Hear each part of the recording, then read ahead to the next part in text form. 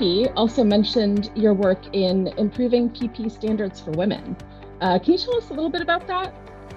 Yeah, so that was a really cool project, this technical committee I got to be a part of. The ANSI ASSP TRZ 590.6 committee that was focused on PPE for women. So this was an ANSI technical report. It was the culmination of many, many years of work from the ASSP WISE community, Women in Safety Excellence, who had been advocating for PPE that really met the needs, the fits, the unique constraints of women in the workplace. So I helped, I played a minor role.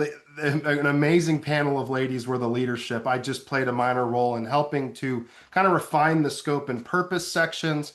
I helped with the development of the impacts of PPE, both the positive impacts when we get it right and the impacts of when we have ill-fitting PPE. Was proud to work alongside those professionals, got to learn a lot. And I certainly want this to support our female colleagues in the workplace today. But as I've learned more about the challenges that women face in the workplace, selfishly, this is completely selfishly, I want to make sure that when my daughter, who's probably 15 or so years from being in the workplace, I want to make sure that she's protected and she has what she needs to be included and to be physically safe and psychologically safe. So I know we're continuing to see improvements for the modern day. But for me, I really wanted to be involved because I want the world to be the best that it can be for her when she gets there. That's great. Um, so broadening the scope of PPE standards is about both physical safety and inclusivity. What changes or advancements are you hoping to see from manufacturers and regulators next in this space? Yeah, so this is a question that I'm going to reframe a little bit because I actually think that manufacturers are doing a pretty good job. In many ways, they're the ones leading the advancement.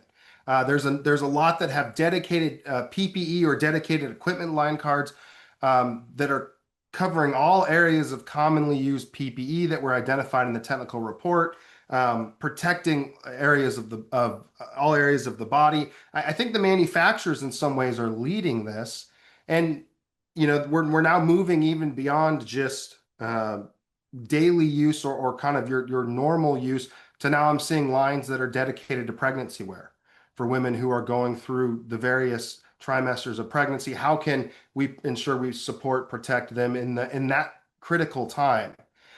And OSHA's even kind of caught up a little bit. Construction standards 1926-95C, Charlie, was kind of the lagging standard that didn't really reference fit for workers. It was kind of out of lockstep with the general industry and maritime. So that's even been taken care of in recent times. I think the big opportunity here actually is with employers. I think many employers, particularly small and medium businesses, and I'm not trying to throw shade. I know it's a lot of times in safety, we go to the small and medium businesses, but I think a lot of them just aren't aware. They're not aware of the consensus standards, the advances in equipment. They're not aware of the fact that there are products that support inclusivity across their workplaces. And I don't think it's malicious. I don't think it's a lack of desire.